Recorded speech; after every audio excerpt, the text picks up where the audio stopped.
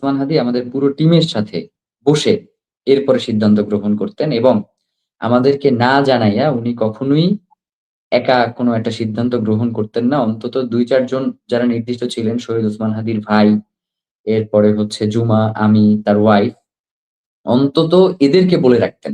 যে এই ফয়সল কিভাবে যুক্ত হলো আপনাদের সাথে? এই যে খুনি আচ্ছা, ফয়সল কিভাবে ওকে। ইনকিলাব মঞ্চের অফিসে গেল বা আপনারা কিভাবে তার ইন করার প্রসেসটা কি ছিল আপনাদের সাথে? আচ্ছা, প্রথমত যেইটা সেটা হচ্ছে মানে ফয়সাল ১ম ৪ তারিখে আসে ইনকিলাব কালচারাল সেন্টারে। তো ওই সময় আমি ছিলাম না। তবে ৫ তারিখে যখন সে দুদকের সামনে যায়, তখন তার সাথে আমার দেখা হয়েছে এবং যেহেতু আগের দিন শহীদ ওসমান হাদির সাথে তার কথোপকথন হয়েছে, যার কারণে পরের দিন আমি তাকে গিয়ে দেখেছি। আমার একটু দেরি হয়েছে যেতে। আমি গিয়ে দেখেছি যে সে শহীদ ওসমান হাদির পাশেই দাঁড়িয়ে আছে আরকি। তো যার কারণে আমার নতুন করে তাকে নিয়ে আরকি আমার আরকি কথা বলবারই ছিল না। এরপরেও আমাদের টিমের একজন সদস্য সিয়াম সে বলেছে যে, "ভাই তার তো যেই বডি ল্যাঙ্গুয়েজ বা তার যেই চেহারা এটা দেখে তো আমাদের আমরা যে লড়াইটা করি, এর সাথে তো কোনোভাবেই কানেক্টেড না। কানে দুল, হাতে ট্যাটু বা হচ্ছে দেখতেই একটু কেমন যেন। কপালে দাগ-টাগ আছে।" তো ও আমাকে এই ব্যাপারটাই করেছিল। তো পরবর্তীতে আমরা দেখছি যে ওসমান হাদি ভাইয়ের সাথে সে কথা বলছে এবং হচ্ছে ভাইও এটাকে খুব নরমালি সাধারণত ওসমান হাদি ভাই সাধারণত অপরিচিত যদি কোনো লোক আসে তাদের ক্ষেত্রে আমাদের সাথে যেই কাজটা করতেন, সেটা হচ্ছে তিনি প্রথমত আ আমাদেরকে পাশে ডাইকা নিতেন যাতে তার পাশে তারা না বসে আরকি। তো আমাদেরকে ডাইকা নিয়ে বলতেন যে, "তুমি এইখানে বসো, তুমি এই পাশে বসো।" এই ধরনের একটা জিনিস তিনি মেইনটেইন করতেন। তো তার ক্ষেত্রে আমরা এই ব্যাপারটা দেখি নাই। আর 2nd যেইটা সেটা হচ্ছে খুনিরা প্রবেশের আগেও খুনিদের সঙ্গীরা কিন্তু আরো আগেই প্রবেশ করেছে। মানে খুনি তো প্রবেশ করেছে ৪ তারিখ। আমরা আমাদের সিসিটিভি ফুটেজ আ এবং হচ্ছে ওই খুনির সাথে আরো বেশ কিছু লোকের ছবি দেখে আমরা আইডেন্টিফাই করেছি যে তাদের সাথে এমন একজনকে আমরা এর আগেও অনেকবার দেখেছি যে হচ্ছে দাড়ি টুপি পরে, পাঞ্জাবি পরে এরপরে সেন্টারে আসতো। এবং সেন্টারে সাধারণত যেহেতু আমরাও হচ্ছে মাদ্রাসা ব্যাকগ্রাউন্ডের, শহীদ ওসমান হাদিও ছিলেন মাদ্রাসা ব্যাকগ্রাউন্ডের। তার কারণ যার একটা সফট কর্নার সবসময়ই ছিল আরকি। তো তাদেরকে আমরা কখনোই সন্দেহের দেখি নাই। এমনকি যখন আরকি গুলিটা হয়েছে তারপরে আমরা তাদের প্রোফাইল ঘাঁটতে গিয়ে দেখলাম যে এই লোককে তো আমরা এর আগেও বহুবার দেখেছি। তার মানে এই যে পুরো খুনি চক্রটা তারা যে শুধুমাত্র ৪ তারিখে প্রবেশ করেছে ব্যাপারটা এমন না। তারা প্রবেশ করেছে এরও অনেক আগে। মানে ২-৩ মাস আগে থেকেই তারা সেন্টারে আসা যাওয়া করছে এবং এটা যে পুরো পরিকল্পিত একটা খুন, এটা মূলত তাদের ওই যে তাদের সাথে যাদের চলাফেরা তারা যখন এসে এখানে অবস্থান করেছে এবং বিভিন্ন সময়ে তারা এটাকে পর্যবেক্ষণ করেছে এর মাধ্যমে প্রমাণিত হয়।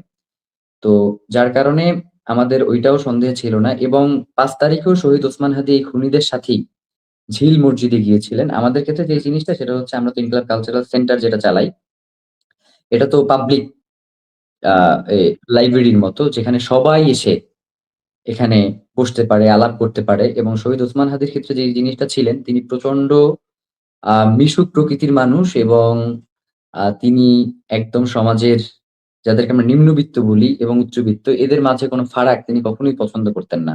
তো যার কারণে যারাই আসতেন তাদেরকেই তিনি বুকে টেনে নিতেন। তো এটা আসলে একই সাথে তার আ প্রচন্ড উদারতা এবং একই সাথে তার এই যে সিকিউরিটি এইটাকেও আসলে ঘাটতিতে নিয়ে যাওয়ার এটাও অন্যতম একটা কারণ। তো ৫ তারিখে এই খুনি তার সাথে গিয়েছে। তো ৫ তারিখে হয়তো শুট করবার চেষ্টা করেছে। আমরা আবার গিয়েছি শহীদ ওসমান হাদি যেটা বলতেন সেটা হচ্ছে, "আমি যেখানেই যাই, সেখানে তো এমনিতেই আমি লোক পেয়ে যাই। তো যার কারণে তোমরা হচ্ছে অন্যান্য মসজিদগুলোতে আরকি চলে যাও। ওখানে গিয়ে আরকি করো।" তো এই পুরো সুযোগটা ওরা অবজার্ভ করে এরপরে আরকি যখন ওদের সুযোগ এসেছে ওরা এটাকে একদম পরিপূর্ণভাবে মানে কাজে লাগাইছে আরকি।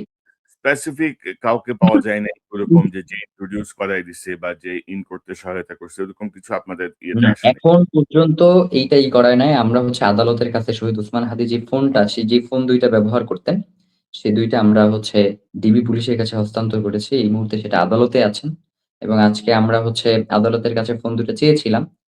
তো তারা বলেছে যে পুনঃ তদন্তের যেহেতু আবেদন করা হয়েছে, অধিকতর তদন্তের স্বার্থেই হচ্ছে ফোন ২ টা তাদের কাছেই সংরক্ষণ করতে হচ্ছে। যার কারণে আদালত আমাদেরকে ফোন ২ টা দেয় নাই। তো আমার কাছে মনে হয় যে যেহেতু শহীদ ওসমান হাদিকে তো আমরা সবসময় দেখতাম বা তার সাথেই সবসময় চলাফেরা করতাম। তো আমরা যে জিনিসটা জানতাম না বা যে জিনিসটা আমরা কেউই আরকি ওয়াকিবহাল না আরকি। সেটা সম্ভবত তার ফোনটাকে যদি একদম ফরেনসিক করে প্রত্যেকটা তথ্য উদ্ঘাটন করা হয়, সেটা বেরিয়ে আসবার একটা সম্ভাবনা রয়েছে। এবং আমরাও এটা মনে করি যে হয়তো এমন কেউ রয়েছে যাকে শহীদ ওসমান হাদি একদম যেটাকে বলে ব্লাঙ্ক চেক দিতেন। এই ধরনের কেউ হয়তো এটার পেছনে থাকতে পারেন। আমরা নিশ্চিত না। কিন্তু থাকতে পারেন। এমনটা আমরা আশঙ্কা বোধ করছি। তো যার কারণে আমাদের কাছে কারণ শহীদ ওসমান হাদি আমাদের পুরো টিমের সাথে বসে এরপরে সিদ্ধান্ত গ্রহণ করতেন এবং আমাদেরকে না জানাইয়া উনি কখনোই একা কোনো একটা সিদ্ধান্ত গ্রহণ করতেন না। অন্তত ২-৪ জন যারা নির্দিষ্ট ছিলেন শহীদ ওসমান হাদির ভাই, এরপরে হচ্ছে জুমা, আমি, তার ওয়াইফ অন্তত এদেরকে বলে রাখতেন। কিন্তু আমাদের কারো কাছেই উনি কোনো ধরনের তাদের সাথে যে যোগসূত্র বা এই ধরনের কোনো আলাপ দেন নাই।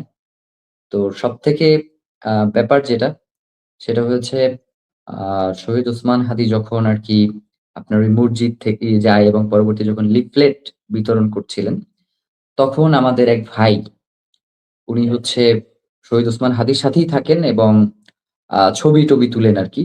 তো উনি ছবি তুলতে যাওয়ার সময় খুনীরা ১ম এ না করছে যে, "ছবিটা তুইলেন না।" তো এরপরে ওরা হচ্ছে ছবিটা তুলে ফেলছে।